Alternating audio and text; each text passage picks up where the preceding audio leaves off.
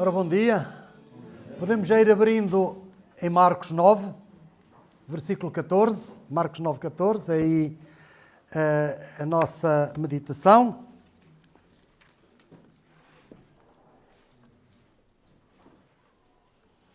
Há quem diga que querer é poder.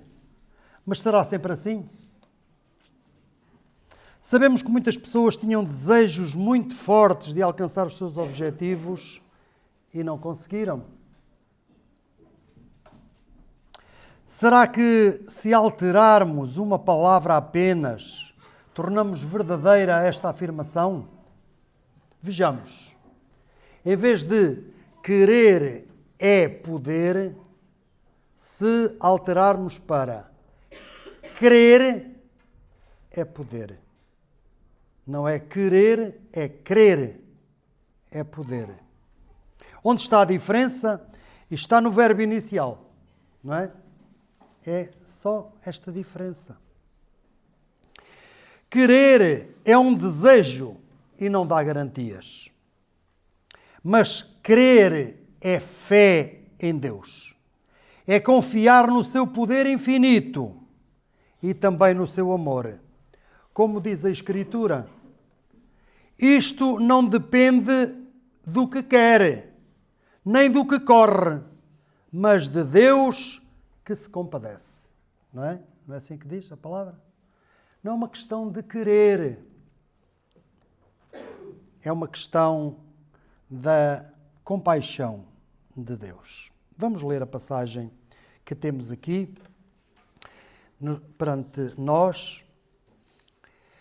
9, 14, então, de Marcos, e diz assim: E quando se aproximou dos discípulos, viu ao redor deles grande multidão, e alguns escribas disputavam com eles. E logo toda a multidão, vendo-o, ficou espantada e, correndo para ele, o saudaram. E perguntou aos escribas: Que é que discutis com eles? E um da multidão, respondendo, disse: Mestre, trouxe-te o meu filho, que tem um espírito mudo, e este, onde quer que o apanha, despedaça-o, e ele escuma, e range os dentes, e vai-se secando. E eu disse aos teus discípulos que o expulsassem, e não puderam. E ele, respondendo-lhes, disse: Ó geração incrédula, até quando estarei convosco? Até quando vos sofrerei ainda? Trazei-mo. E trouxeram-lhe. E quando ele o viu, logo o espírito o agitou com violência, e caindo endemoninhado por terra, revolvia-se escumando. E perguntou ao pai dele: Quanto tempo há que lhe sucede isto? E ele disse-lhe: Desde a infância. E muitas vezes o tem lançado no fogo e na água para o destruir. Mas se tu podes fazer alguma coisa, tem compaixão de nós e ajuda-nos. E Jesus disse-lhe: Se tu podes crer, tudo é possível ao que crê. E logo o pai do menino, clamando com lágrimas, disse: Eu creio, Senhor, ajuda a minha incredulidade. E Jesus, vendo que a multidão concorria, repreendeu o espírito imundo, dizendo-lhe: Espírito mudo e surdo, eu te ordeno, sai dele e não entres mais nele. E ele, clamando e agitando-o com violência, saiu, e ficou o menino como morto, de tal maneira que muitos diziam que estava morto. Mas Jesus, tomando-o pela mão, o ergueu, e ele se levantou.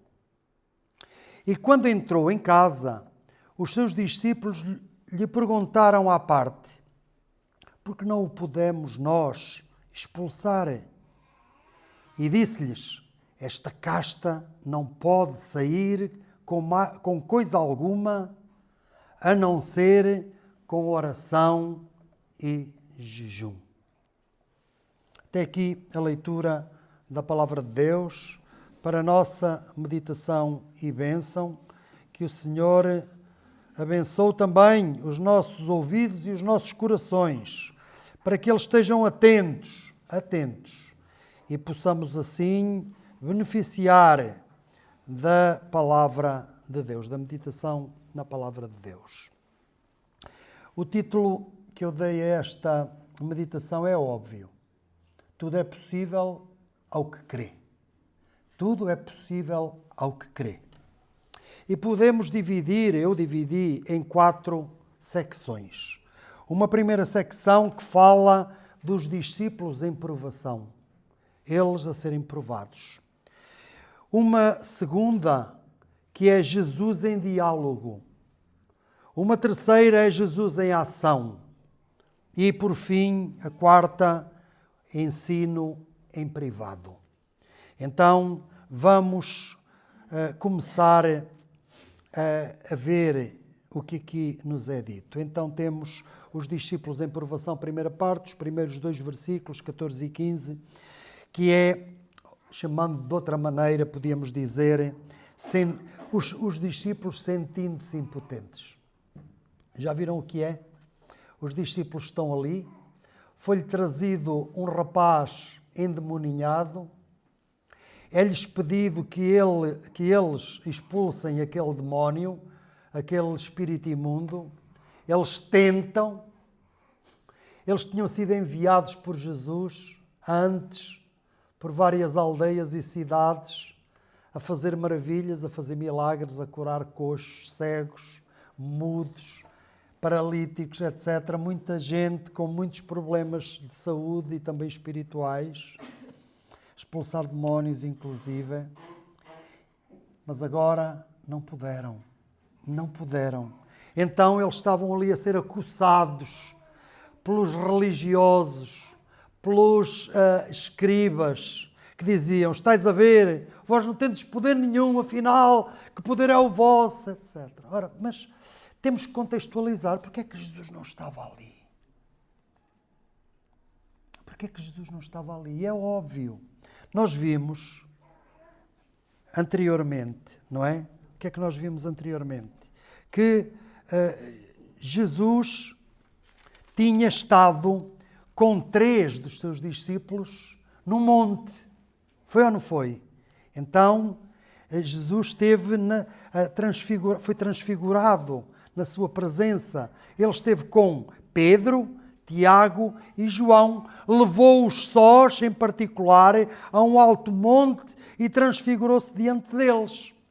E foi nesta ausência do Senhor Jesus que acontece este episódio deste homem trazer o filho e com ele uma grande multidão, vinha também, incluindo aqueles religiosos, aqueles escribas, e agora os discípulos estavam, enfim, ali num 31, como nós podemos dizer, não é? Em linguagem corrente, eles estavam realmente a ser confrontados.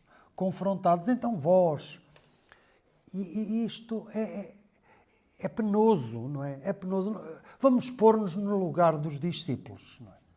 Podemos pôr-nos no lugar dos discípulos. É ou não é? Se imaginarmos um bocadinho, não seria para nós uma vergonha, não seria vexatório, não seria, enfim, tudo aquilo que nós podemos imaginar de vergonhoso, não é? Sentirmos realmente que não conseguimos fazer algo que nos é pedido. E algo que nós até já fizemos noutras ocasiões. Pois é, mas foi isto que aconteceu. Então eles estão rodeados pela multidão, são confrontados pelos escribas, mas são aliviados pela chegada de Jesus. Jesus chega e há um alívio.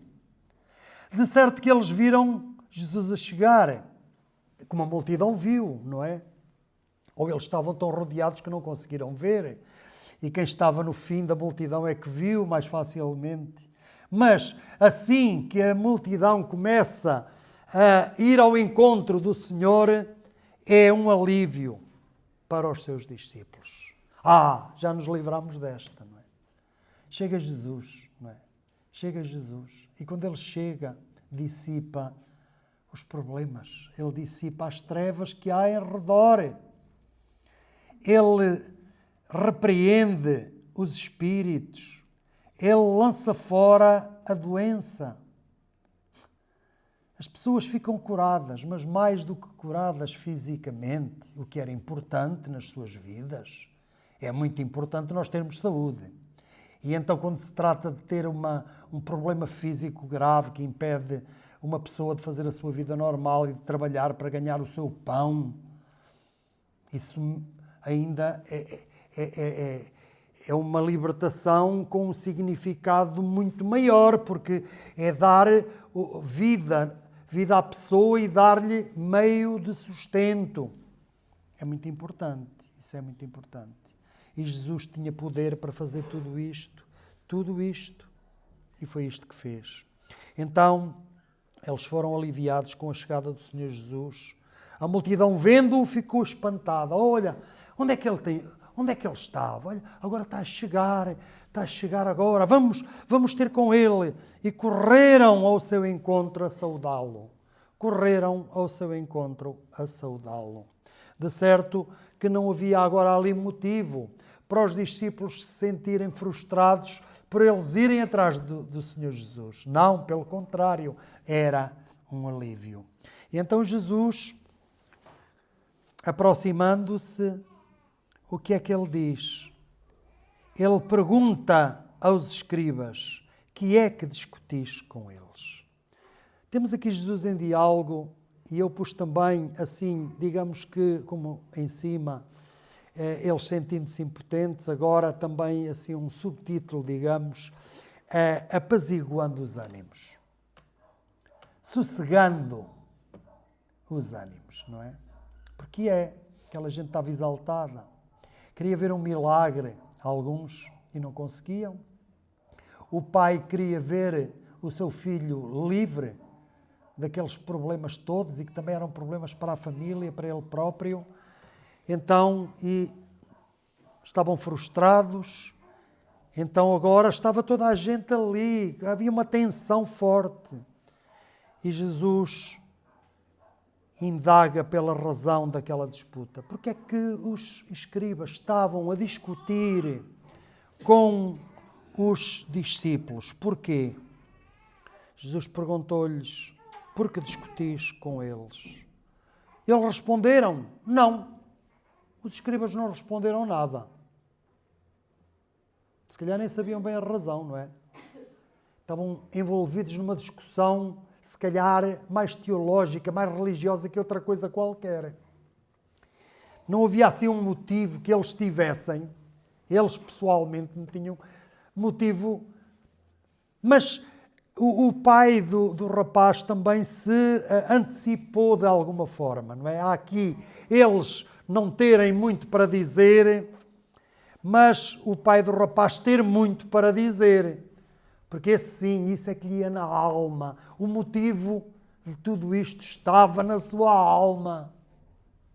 Ele tinha um filho que tinha problemas graves desde a infância, que se lançava no fogo, que se lançava na água, que escumava, que rangia os dentes, que ia definhando, que ia secando. Então é um da multidão que responde. E Jesus ouve a explicação daquele pai, 9 a 18. 9, 17 e 18. Então,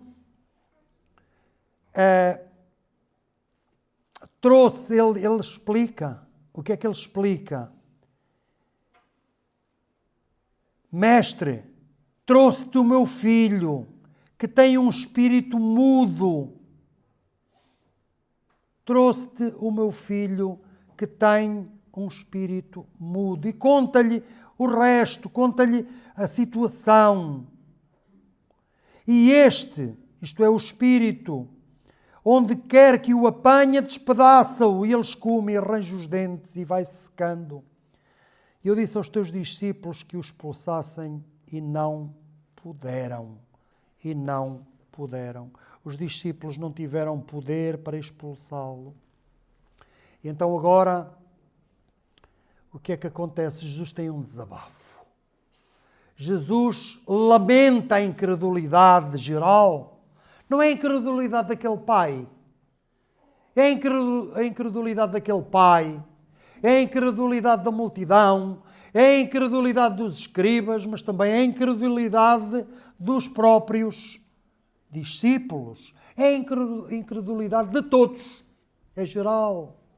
E tem este desabafo: ó geração incrédula, até quando estarei convosco? Até quando vos sofrerei ainda? Trazei-mo. Trazei-mo.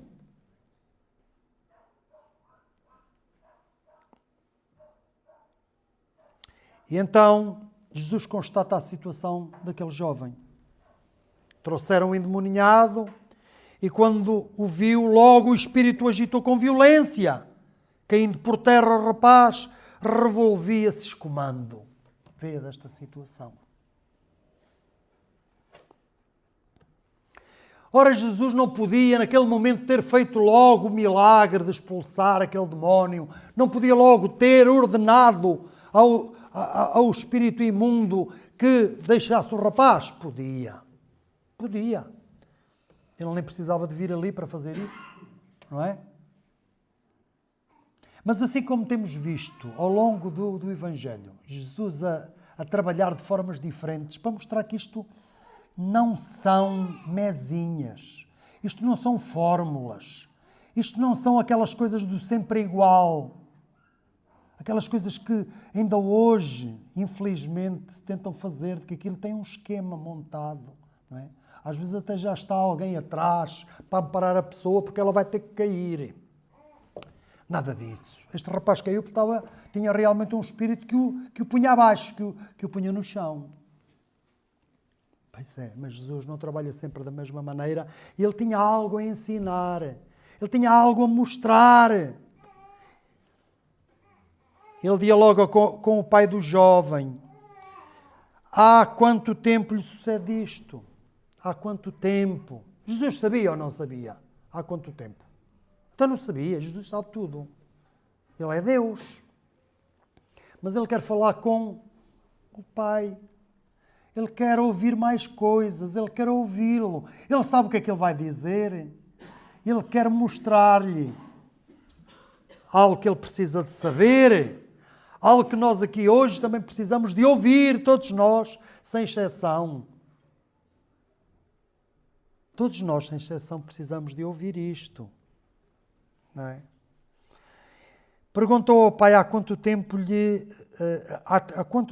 há que lhe sucede isto. E ele disse-lhe, desde a infância, e muitas vezes o tem lançado no fogo e na água para o destruir. Olhem agora esta segunda parte do versículo 22. Mas se tu podes fazer alguma coisa, os teus discípulos não puderam fazer nada. Mas se calhar tu podes fazer alguma coisa, pelo menos aliviar a situação, fazer alguma coisa. Mas se tu podes fazer alguma coisa, tem compaixão de nós e ajuda-nos. E ajuda-nos. Precisava de ajuda realmente. Tem compaixão, sem dúvida. Mas mesmo o pedir compaixão a Deus não é tudo. Estamos a ver aqui. O dizer, Senhor, tem compaixão de mim. Este pedir compaixão não pode ser, lá está, mais uma vez, uma fórmula. Tens que dizer as palavras assim, desta maneira. Se tu disseres, tem compaixão de mim, ele vai ter... espera lá, falta-te uma coisa, falta ali alguma coisa mais, que nós já veremos. Pois é. O pedir só compaixão por si mesmo não é aquilo que Deus quer ouvir. Não é. Há requisitos, há outros requisitos. Ele tinha dito, se tu podes. se tu podes. Ele não sabia se Jesus tinha poder suficiente para expulsar aquele demónio. Portanto, ele duvidava. Ele duvidava. Ele pede compaixão e pede ajuda, mas não tem fé. Isso não resolve nada. Pedir compaixão, pedir ajuda não chega. No inferno vai estar muita gente que pediu compaixão e continua a pedir compaixão. Olhem o rico, lá no Hades, ele pedia compaixão ao pai Abraão. Mas estava lá e não saiu de lá. Ainda lá está. E continuará lá para sempre. Pois é. Se tu podes, olhem a resposta que o Senhor Jesus lhe deu. 23. E Jesus disse-lhe, já, se tu podes, foi o que disse o homem, e Jesus disse, se tu podes crer, olha, tu é que tens que poder, não sou eu. Eu já tenho todo o poder. Por outras palavras, é o que isto implica, não é? Poder já eu tenho. Agora, tu é que tens que poder crer. Podes crer? Há alguma coisa que impede que tu creias? Há alguma coisa que impede hoje aqui de manhã, nesta manhã, que tu creias? Às vezes há. Olhem aquele rico, aquele jovem, chamado o mancebo rico. Ele queria seguir Jesus. Ele queria a vida eterna. Que bem farei, bom mestre, que bem farei para herdar a vida eterna. E Jesus vai ali primeiro com os rodeios, para testá-lo, não é? E ele vai dizendo, tudo isso tenho feito desde a minha mocidade, tudo isso tenho feito desde a minha mocidade. Está bem. Olha, então, vai, vende tudo quanto tens e dá-o aos pobres. E terás um tesouro no céu. E vem e segue-me. E ele ficou triste e foi-se embora, pesaroso. Mas ele não podia abrir mão da sua riqueza, dos seus bens. Ele não queria abrir mão dos seus bens para seguir a Jesus. E Jesus pôs-lhe essa condição, dele ir, vender tudo o que tinha e dar aos pobres e depois vir e segui-lo sem vir carregado de coisas, não é? Vir com tudo atrás dele, ele tem que vir sozinho.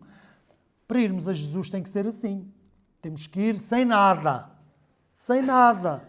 Porque quando nós vamos carregados com todas aquelas coisas que usamos no dia a dia, com tudo aquilo que nos agrada, tudo aquilo que faz parte do nosso staff, etc., não dá. Isso não dá.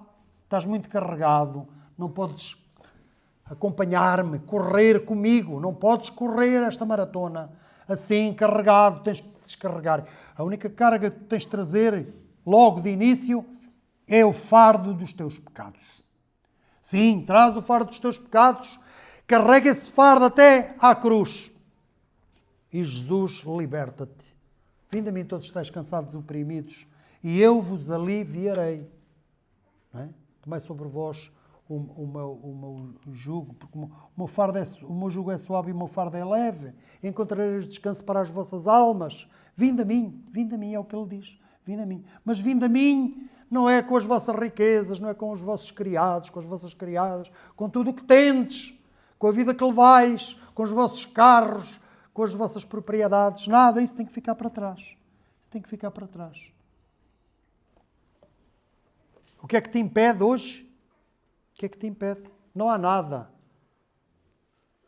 Não há nada que Jesus não possa resolver, a não ser quando a alma está agarrada a estas coisas e não as quer deixar. Aí é impossível. Agora o resto ele consegue. É um vício que tens e que diz, eu não posso porque eu tenho estes vícios, tenho estas coisas. Ele tem poder para tirar isso. Olhem, a mim tirou-me num dia, quando eu pensava, agora este maço de tabaco foi ali, olha, vai pelo rio fora, vai ir ali pelo canal fora. Então. Eu logo, quando sair daqui ao pé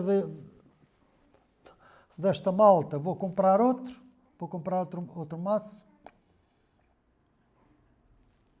Foi o que eu pensei naquele momento, não pensei mais nada. No entanto, à noite, eu até ia com essa intenção. Eu não suportava o cheiro do tabaco à minha volta. Acreditam? Não suportava. E fui para casa sem fumar. E ao outro dia, depois do almoço, fui tomar café e pensava, agora é que já sei que agora que não vou conseguir. Logo a seguir ao café eu costumo sempre, vai logo um. Não. Era terrível aquilo à minha volta, não é? Até hoje. Até hoje. 28 de março de 1976. 28 de março de 1976. Até hoje. Tirou. Bem, ele tem poder para tirar até vícios. Agora, se eu estou agarrado a coisas que não quero largar, sejam elas riquezas, sejam outras coisas quaisquer, hábitos, etc., mas não quero mesmo largar. Não é uma questão de não conseguir. Se é de eu não conseguir, eu entrego isso e ele faz. Agora, se eu mesmo não quero, é diferente. Isso é diferente. Isso é muito diferente.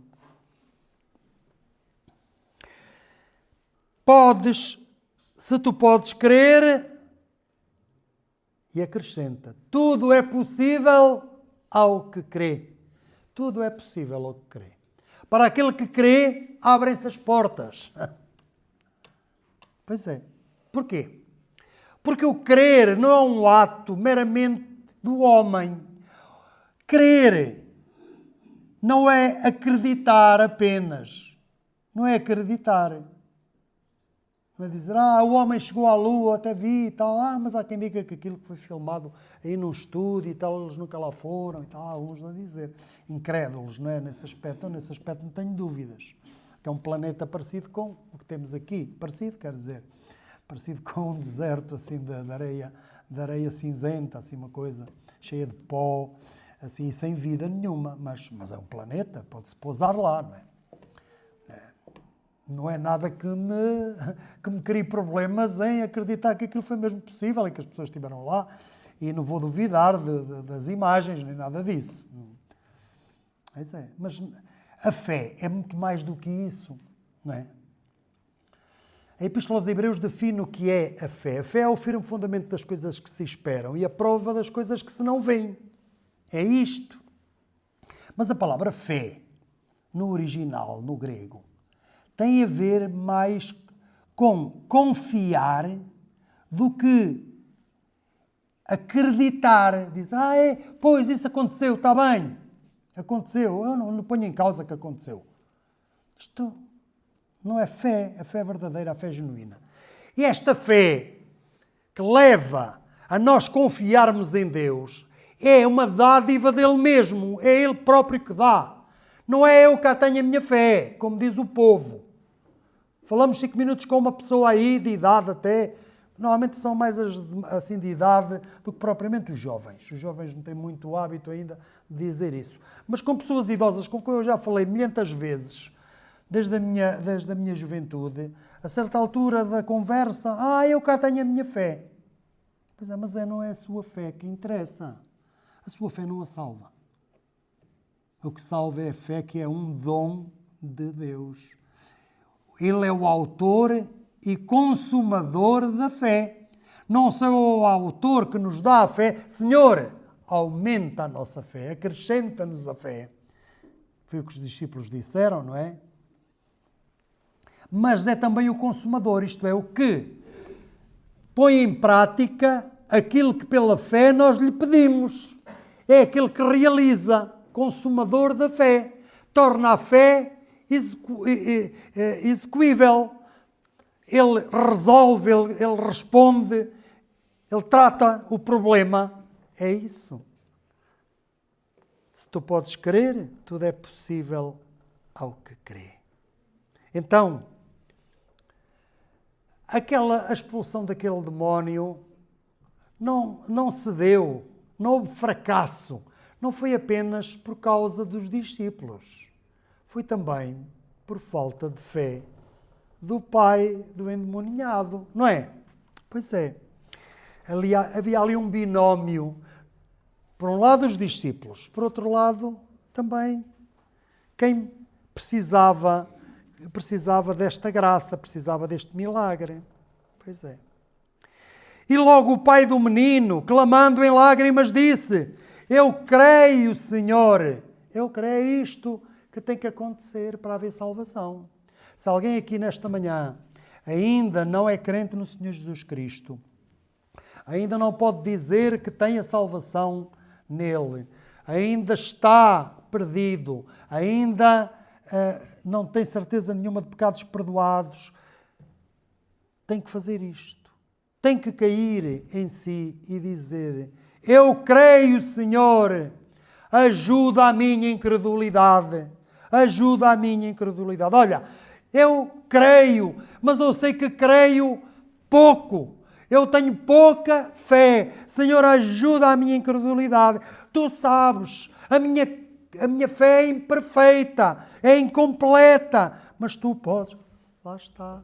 Aqui é quando Deus começa a trabalhar e dá a autêntica fé, a verdadeira fé, a tal que salva, a tal que é dom de Deus, a tal que é do autor e consumador, aquele que a dá, que é o autor dela e que, portanto, a realiza também.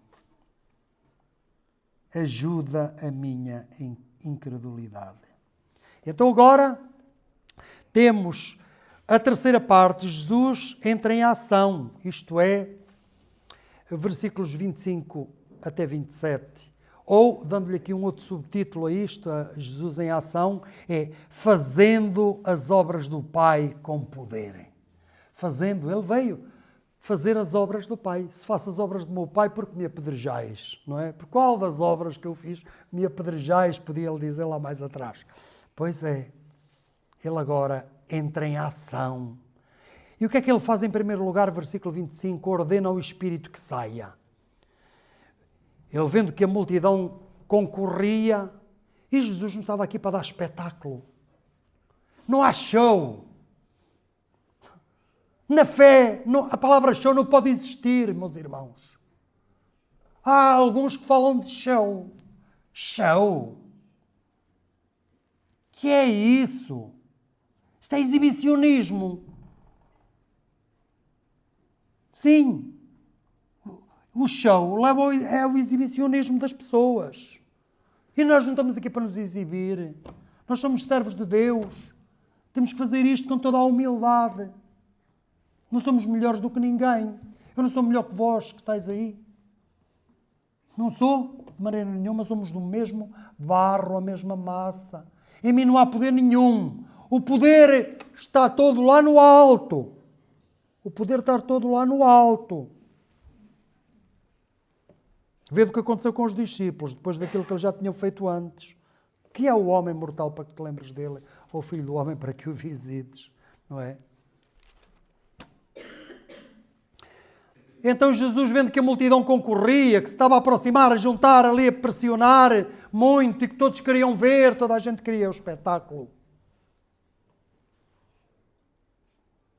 repreendeu o espírito imundo, dizendo-lhe: espírito mudo e surdo, eu te ordeno, sai dele e não entres mais nele. Uma ordem que o Senhor Jesus deu àquele espírito. E ele saiu. E ele saiu, diz o versículo 26. Olha, o espírito era mudo e surdo, mas ouviu a ordem do Senhor Jesus. Era surdo e ouviu. E agora clama. Já viram?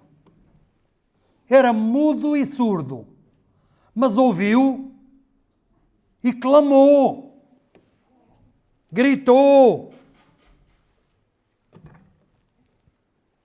clamando e agitando com violência, saiu e ficou o menino como morto. Exausto, pois. Era exaustão. Claro que fisicamente, estas coisas fisicamente desgastam. Ele definhava cada dia. Não é? Então muitos ali diziam que ele estava morto.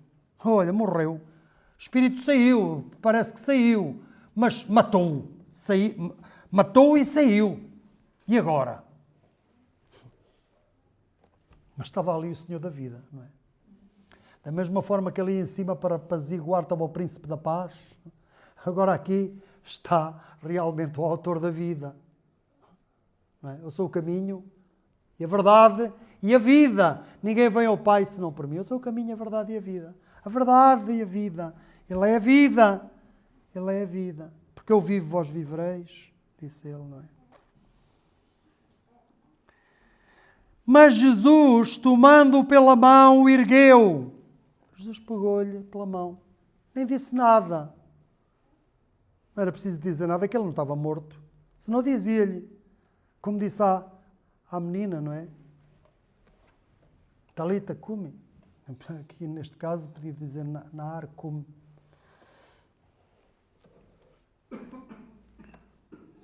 Pois é.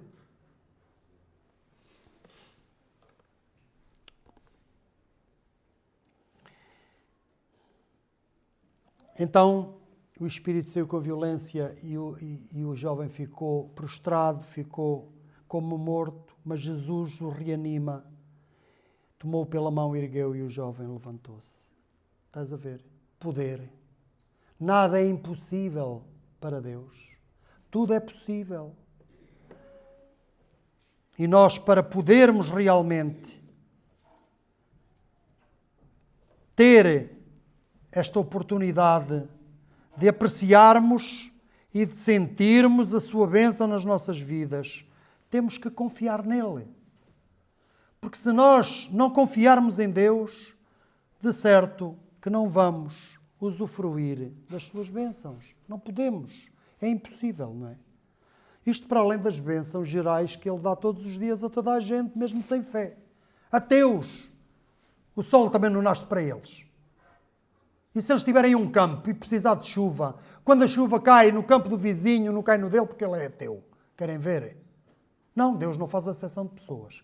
Mas, para além dessas bênçãos que Ele dá a toda a humanidade, sem distinção, há coisas que só está em condições de apreciar, de saborear, de lhe sentir o gosto e dizer, maravilha, aqueles que realmente confiam nele. É ou não é?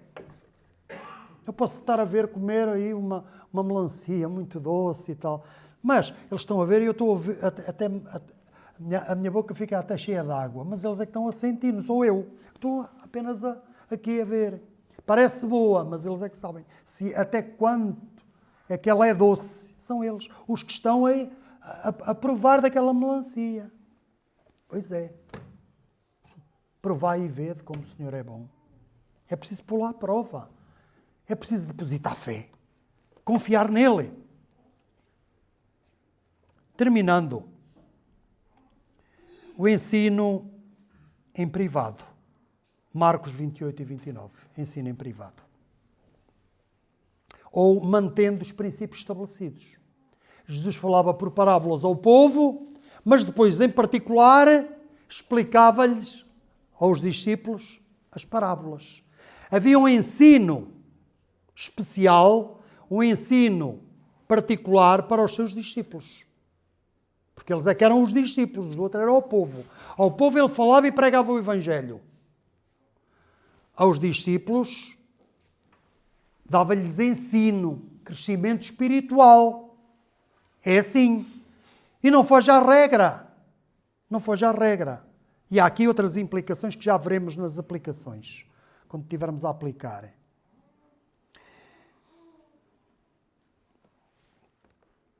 E quando entrou em casa, os seus discípulos lhe perguntaram à parte, por que o não podemos expulsar? Qual é a razão do nosso fracasso? Qual foi o motivo da nossa derrota? Porque não podemos. E a resposta de Jesus aos discípulos, também baixinho, também em privado, porque se calhar havia ali também outras pessoas, ali, talvez, ou familiares de algum dos discípulos, mas aquilo era restrito, era só para os discípulos. E ele disse-lhes, esta casta não pode sair com coisa alguma, a não ser com oração e jejum. Olhem, era aquilo que ele ia fazer logo de manhã cedo, até mesmo quando estava em Cafarnaum. E o procuravam logo de manhã cedo, mas ele tinha-se levantado ainda muito mais cedo e tinha ido para o monte orar. Pois é. Como é que ele enfrentou Satanás lá no deserto, no início do seu ministério? Pois foi jejuando, ele ali estava lá e jejuou 40 dias e 40 noites. 40 dias e 40 noites. E enfrentou Satanás com energia espiritual, porque não era preciso a energia física. A energia física muitas vezes consegue toldar, não é, as nossas capacidades espirituais. Ficamos ali moles por causa de muito comer. Pois é. Muita oração e muito jejum, e foi assim. É assim que realmente as coisas se conseguem. É assim. Foi assim. Claro que Jesus tinha o segredo da vitória. Além do mais, ele é Deus, como nós sabemos, não é? Ele é Deus. A comunhão com o Pai é constante. Não tem altos e baixos. Não é como nós. Nunca foi como nós. Não era como os discípulos, que agora era assim, daqui a bocado já era de outra maneira. Senhor, Tu és o Filho de Deus, és o Cristo que havia de vir. Senhor, não, nem pensar, Tu morreres, nem pensar.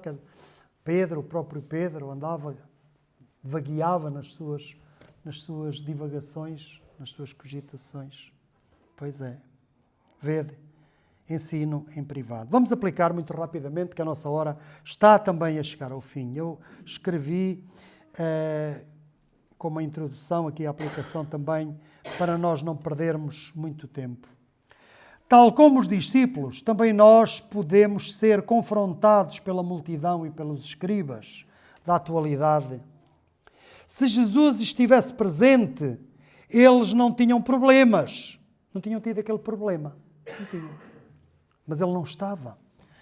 Ele estava ausente. E hoje é igual. Se não estivermos nele e ele em nós, estão a ver, João, o Evangelho de João, está em mim e eu em vós. A grande passagem, capítulo 15 de João, sobre a videira, eu sou a videira, vós as varas, está em mim e eu em vós. Nada podemos fazer. Se não estivermos nele e ele em nós, nada podemos fazer. Não daremos fruto, assim como os ramos separados da videira. Então, estejamos nele, continuamente nele. Manter a calma em todas as situações é fundamental. Jesus chegou e a contenda acabou. Estão a ver? Jesus chegou e a contenda acabou. Ele é o príncipe da paz. Ele não a dá como o mundo a dá. Devemos ser como ele, pacificadores. Não pacifistas, mas pacificadores. Há uma grande diferença. E o que é preciso não é unificar padrões de comportamento e de formas de pensar, mas resolver os conflitos quando eles surgem. Aliás, estão sempre a acontecer. É ou não é? Conflitos, problemas estão sempre a acontecer. Nós devemos estar prontos para pôr água na fervura, para pacificar. Estão a ver? Portanto, nós não somos pacifistas. Não andamos para dizer, está tudo bem, tal, e aceitar tudo dali, e daqui também está tudo bem, aceitar tudo daqui. E há aqui uma miscelânea de coisas, não é? Um sincretismo religioso que ninguém se entende. Não, não. Não pode ser. Cada um no seu posto, no seu canto, pensando aquilo que pensa. Mas vamos ter calma e vamos ter paz entre nós. Foi isto que Jesus fez. Por vezes os crentes não ajudam nada a serenar os ânimos. Nós, como crentes, temos este dever de fazer como Jesus. Serenar os ânimos. Precisamos de aprender com Jesus. Os escribas ficaram calados e só o pai do endemoniado falou. Já viram? Quando Jesus começou a atuar, eles ficaram calados e só o Pai é que falou. O zelo sem entendimento é mais um instrumento de guerra do que de paz. Acreditam nisto? Pois é. Quando somos muito fanáticos, isso só cria problemas. Ou quando somos muito zelosos e vamos e fazer... Temos que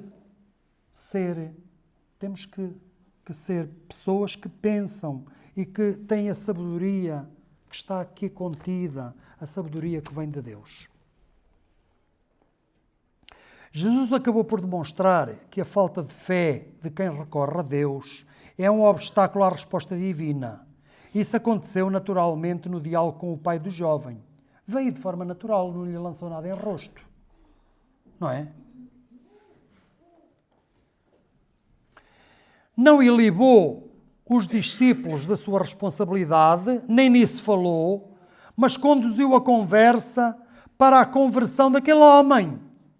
Ele acabou por reconhecer que Jesus tem todo o poder, mas ele tinha de crer.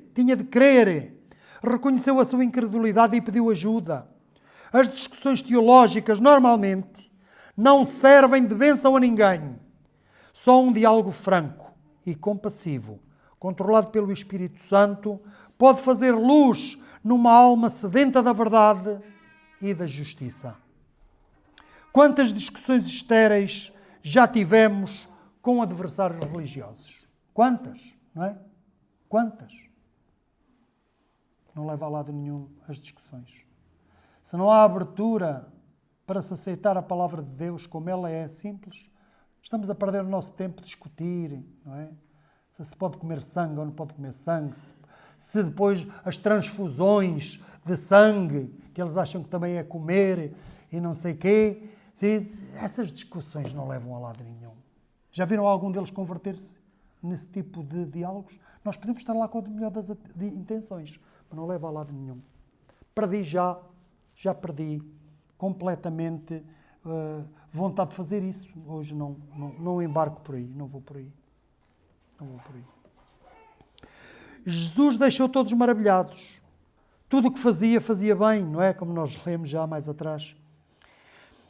Deve ser esta a imagem que o mundo tem dos crentes. Não é? Se não é, algo está errado. Está errado em quem? No mundo? Não. Está errado em nós. Se o mundo não vê assim, é algo errado em nós. O mundo está no erro. Eu não tenho dúvidas. Mas sabe discernir entre o bem e o mal. Se nos apontarem o dedo, será por falta de coerência da nossa parte. Porque eles sabem. Oh, tu a fazeres isso. Tu a dizeres isso. Eles estão perdidos. Por isso, eles sabem discernir entre o bem e o mal, por isso é que estão inexcusáveis. Não há desculpa. Eles não têm desculpa, porque eles sabem apontar-te a dedo se tu cometeres algum erro. Eles sabem, então... E por que não vens? E por que não te convertes? Porque não aceitas a salvação? Porque não clamas a Jesus? Tens orgulho? Queres te salvar a ti próprio? Achas que tens obras? As obras não salvam. Ainda há bocado lemos em Efésios isso. Não pelas obras de justiça que houvéssemos feito, não é? Pois é. Sejamos íntegros. Sejamos competentes. Sejamos humildes. Mas firmes nas convicções. Até competentes. Eu aqui, quando pus competentes, estava a pensar no domínio da nossa profissão, profissionalmente. O crente deve ser uma pessoa competente. Se tem problemas ainda, que precisa faz cursos, faz formação para ser uma pessoa dentro da sua área que sabe o que está a fazer. Senão anda sempre com a estância da massa, não é? Ou com o balde da massa. Agora, se é competente, ele as pessoas vão ver isso.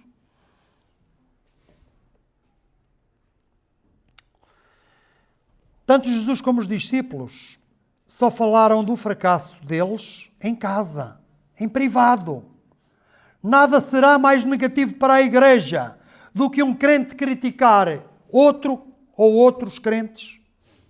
na presença de pessoas de fora, de pessoas que não são crentes, de incrédulos. Os assuntos da família tratam-se em casa, entre os seus membros.